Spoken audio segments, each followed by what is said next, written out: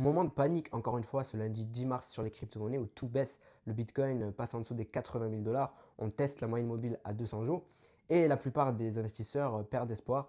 Souviens-toi quand même en 2021 que le Bitcoin en mai était à 60 000 dollars, il était repassé à 30 000 dollars en juin 2021 pour ensuite atteindre quasiment 70 000 dollars en novembre 2021. Donc non, ce n'est pas la fin du cycle crypto. Donc je t'ai déjà beaucoup parlé de la liquidité monétaire mondiale. Donc pour te rappeler que le 25 février, on a atteint un niveau plus haut sur cette liquidité mondiale, cette masse monétaire M2.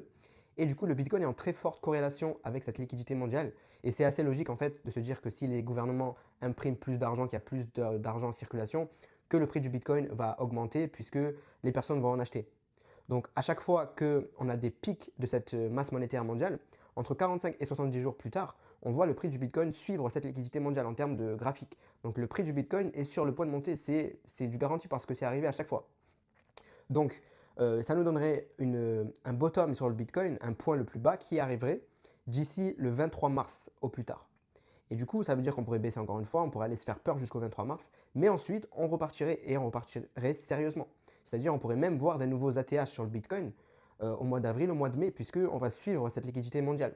En plus de ça, pour accentuer la hausse potentielle, si la Fed baisse ses taux d'intérêt lors des prochaines réunions, donc soit le 19 mars, soit le 8 mai ou le 7 mai et le 18 juin, ben ça pourrait vraiment enflammer le marché des cryptos et la saison des altcoins. Donc, en fait, la Fed, elle a plusieurs raisons de baisser ses taux, mais c'est principalement dû au fait que l'inflation en temps réel sur le site trufflation.com est en train de baisser énormément en ce moment.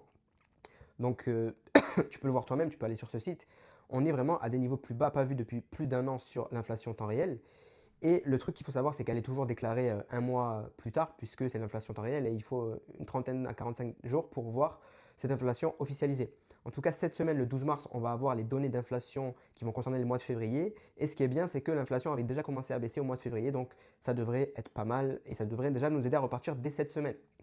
En plus de ça, ce qu'il faut que tu saches, c'est que même si tu paniques, même si tu penses que c'est la fin, souviens-toi que MicroStrategy sur ces investissements Bitcoin sont en perte de 3 milliards de dollars et Donald Trump est en perte de 120 millions de dollars sur ces investissements Ethereum et Bitcoin. Et pourtant, ces gens-là ne paniquent pas, ces gens-là sûrement en achètent davantage et tu devrais faire la même chose. Il ne faut pas que tu surinvestisses parce que sinon, tu vas vraiment prendre des mauvaises décisions vis-à-vis de tes investissements et tu vas paniquer à chaque moment, volatilité à la hausse comme à la baisse du marché.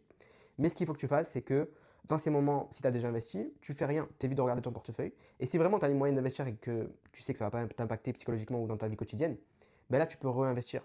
Mais ne surinvestis pas. Après, si tu n'es pas au courant, j'ai un Telegram gratuit où je fais des messages vocaux tous les jours pour t'aider à réussir le bull market crypto. Je t'aide pour l'aspect psychologique et pour